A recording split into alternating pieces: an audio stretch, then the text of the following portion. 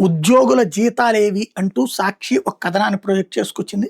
Contract ప్రభుత్వ ఉద్యోగులకు ఇప్పటికీ జీతాలు అందలేదట. మార్చి నెల జీతాలు. ఇది ఏప్రిల్ ఎండింగ్‌కి వచ్చేసింది. అంటే మార్చి అంటే ఏప్రిల్ 5 లోపు ఎయ్యాల్సొస్తది. ఫస్ట్ తారీఖే ఇచ్చేస్తున్నామని చెప్తున్నారు బాబు గారు. కానీ లేదు, మే 1 వస్తున్న సెర్ప్ ఉద్యోగులకు కూడా జీతాలు ఇవ్వలేదట. విద్యాశాఖలో కాంట్రాక్ట్ లెక్చరర్లకు కూడా జీతాలు లేవట. ఎంటీఎస్ ఉపాధ్యాయులది అదే పరిస్థితి అట.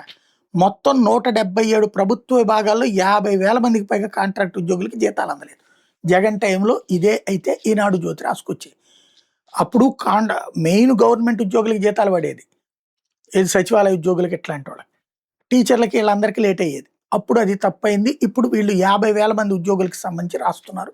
నిజమే, ఈ ఉద్యోగులే అత్యంత కీలకమైనటువంటి వాళ్ళు. వాళ్ళు కోట్ల రూపాయల డబ్బులేమి ఉండవు. జీతం మీదనే ఆధారపడేవాళ్ళు.